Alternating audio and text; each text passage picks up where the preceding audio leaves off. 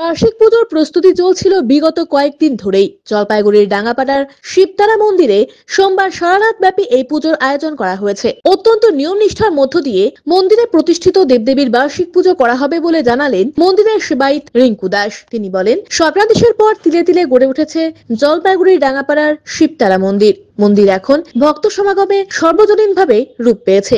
মন্দিরের ভেতর ঠাঁই পেয়েছেন কাশী বিশ্বনাথ থেকে শুরু করে তারামা, চণ্ডীকালী, শ্রীকৃষ্ণের বিশ্বরূপ, রাধাকৃষ্ণ, মা মনসা, জগন্নাথ, শিব পার্বতী। মন্দিরে বার্ষিক পুজোর পাশাপাশি অমাবস্যা, পূর্ণিমা তিথিতে মায়ের ভোগ দেওয়া হয়। এছাড়াও অন্যান্য তিথি অনুযায়ী দেবদেবীর পুজো করা হয়। পুজো শেষে ভক্তদের মধ্যে প্রসাদ বিলি করা হবে বলে জানান তিনি। এই মন্দির শুরুটা হলো হচ্ছে অনেক এরা স্বপ্নে দেখাতো, আমি আনতে পারতাম না বলে মনসা দেবী লতা সাইডে দিত। ওনার আসল নাম তো বলি না, ওনাকে লতা বলি আমি।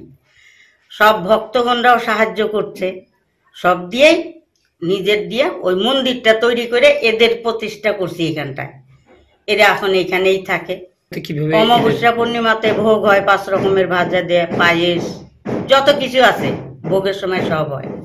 তারপরে শ্রীকৃষ্ণর যে ভোগ আছে ওটা হয়, লক্ষ্মী নারায়ণের হয়। এখানে যত ঠাকুর আছে অমাবস্যা পূর্ণিমাতে সকলকেই ভোগ দিতে হয়। তাছাড়া যার যখন তিথি আছে তার তিথিতেও ভোগ চলে।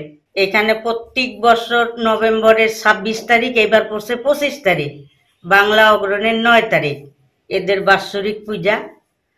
সব দেয় দেবী এখানে আছে। দিলীপ রায়ের প্রতিবেদন, সিসিএন তরাই টুয়ার সংবাদ।